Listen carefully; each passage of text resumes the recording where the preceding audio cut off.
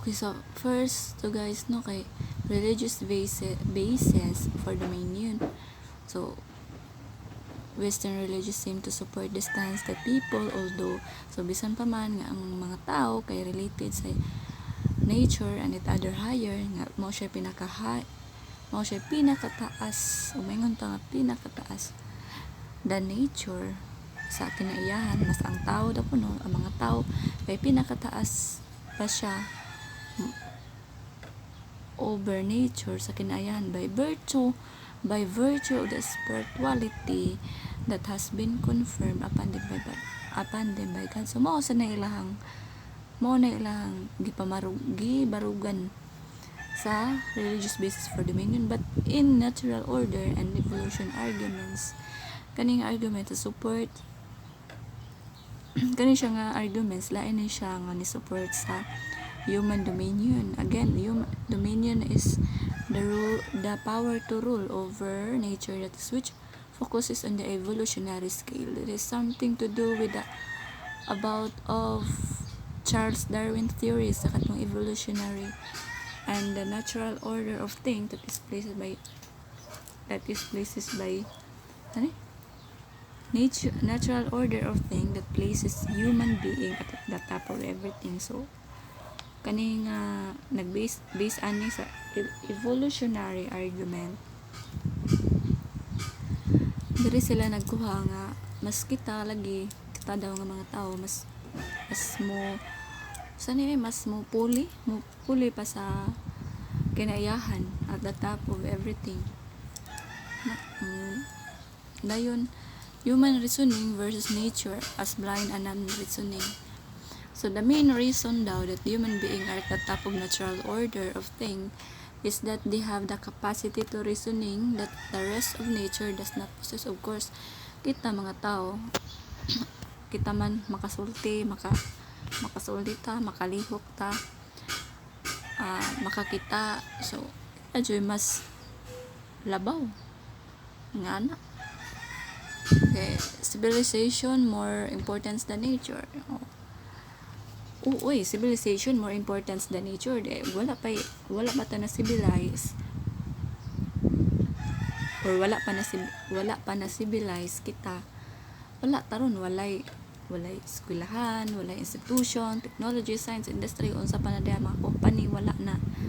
Nagpabilin ang kaimportansya sa nature, but kita mga tao is dili man makontento unsay naa o bitaw nga ning eskwela ta kay di ta makontento kay una kontento patak nung saon sa ta sa atuwa di ta mag-eskwela mangguna ra ta niya kay di man ta kontento so mo na nang eskwela ta sang kaunsa-unsa nang kalibutan eskwela gihapon.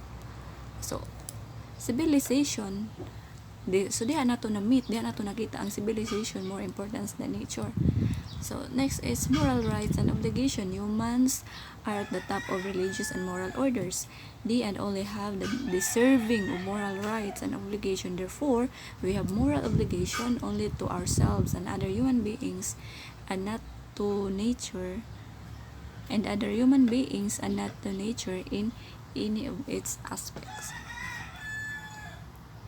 Pangutana kung napabakaning moral rights and obligation as a human being.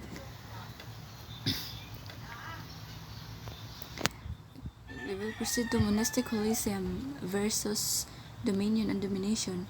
Critics of the dualistic arguments that human being and nature and separated, that therefore have been given dominion over the later state, that first religious arguments either have been misinterpreted or are irrelevant, since nature is part of God's creation. Say some religious, so diri na tumamit ang unod sa mga Bible guys na diri sa ubos. Since nature is part of God's creation, say some religious, it also should be treated with respect. So we Christians nga nito sa Ginoo, so mutuo sad ta nga ang kinayan is ginagama sa Ginoo. So kay nito ta Ginoo, mo respeto ta Ginoo, so mo sad nga mo respeto sa kinayan. So here are some verses in the Bible or parts in the Bible nga we're going to tackle para ma-meet ni nato ning God's creations. Nature is part of God's creation. So first is the Hebrew Bible, the Christian Old Testament. So makita na nato siya mga Christian, sa mga Christian's Bible sa Old Testament stated dito na first in Genesis chapter 2 verse 15, God state dito nga God put human being in the Garden of Eden to dress and to keep it. So, to dress, it means to till, cultivate, work, and to keep it means to preserve. This verse suggests that humankind was to be steward and a caretaker of nature. So asa naman ni ron guys, murag atwa naman ning nakalimtan no kay tungod na pananglitan kanang makakita tag mga tubod-tubod diha. Gubuon dayon. Dili man sa ingon nga giguba pero mahog na lang jud ning ana no kay tangkihon man dayon, bayn-baynon dayon ang tubig. So noon tao sa biyata, mainom man tayo din, magamit mo sa na, pero asa pa man na lang gitawag ana that wala na ni murag dejo murag naguba na jud ning. They suggest that humankind was to be a steward and caretaker of nature. Nga kita mga tao kay kita man jud gumuguba sa nature, sa kinaiyahan,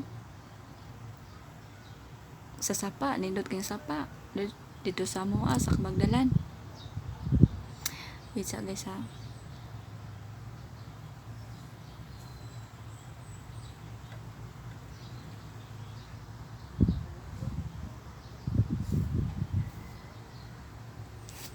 Sana to.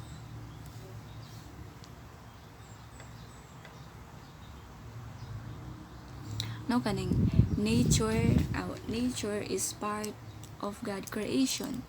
Say some religious, it should be treated with respect. So kita no kay we Christians nituo jud ta Ginoo of course. So nituo sa tanga ang kinaiyahan orang nature is ginama na niya, pero then kanito ta niya, so mo respect as nga ni respect ta niya, mo respect pud unta tao gi-treat nato ang iyang ginama nga like for some dili nato saon, but we people, kita nga mga tao is sad to say, kita jud tiguba sa nature. Labi na ng mga kanang nag-mining, kanang mga sana gamay linog na, guba na, hugmak na. Nga sa Moa dito sa Moa na yung windows kay dito. Murag usa sa spot dito sa Moa guys is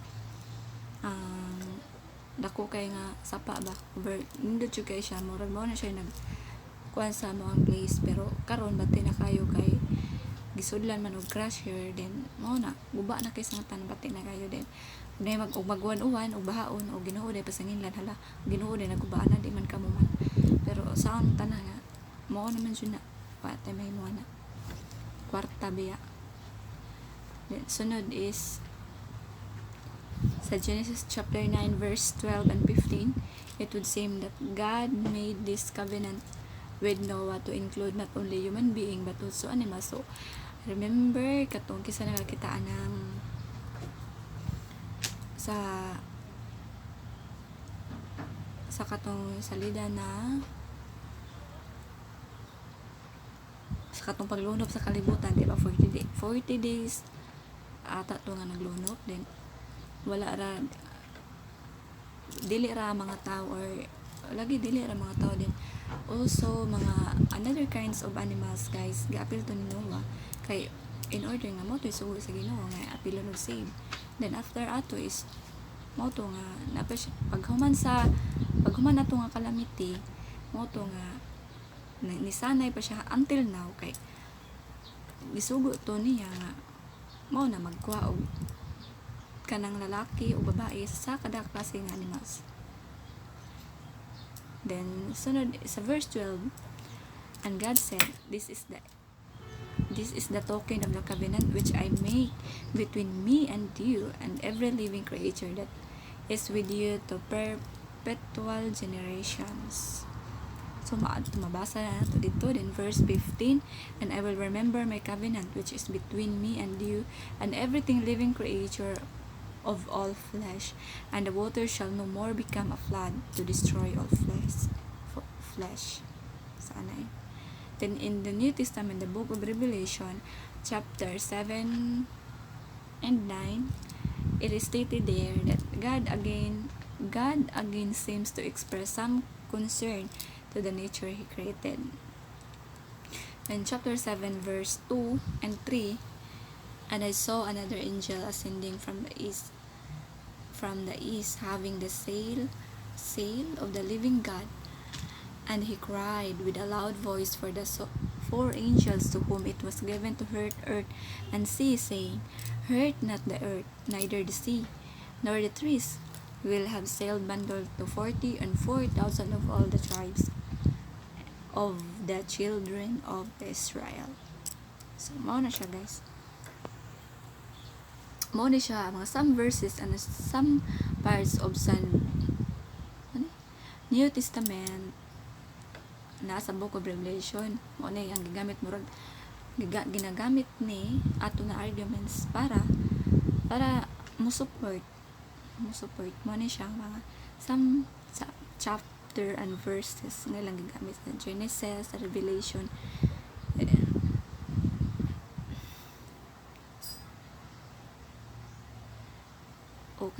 Kato siya guys is under to siya sa monotheism versus dominion and domination.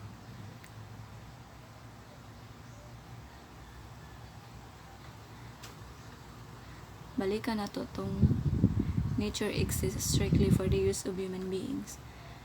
Pero para nako guys, is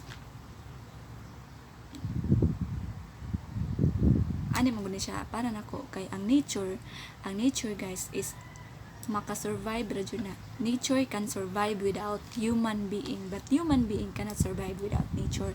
So mo na siya nga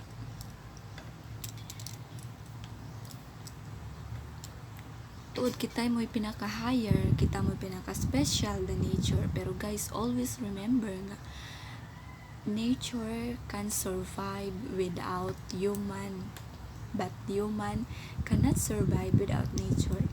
Kaya wala ang nature guys, wala tayong mainom, wala tayong makaon, wala tayong matamnan, wala tanan. Pero ang nature guys makasurvive o mas mo exist ba dyan na sila kung walay mga tao. Kay the more people, the more basura guys, the more damage. Mao na nga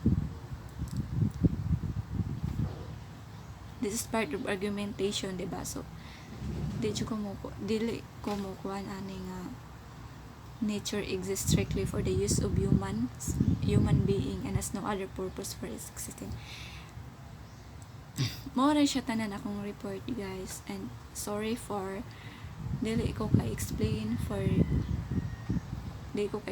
ani nga by ko anjud sentence. Okay, when we talk about Bible, need jud ni siya studyhan, then panglayahan sa Ginoo nga makasabot ka. Bible is very complicated nga basahon guys. That would be, I guess, mao na to tanan akong report. I hope na mo nakatunan, and thank you guys.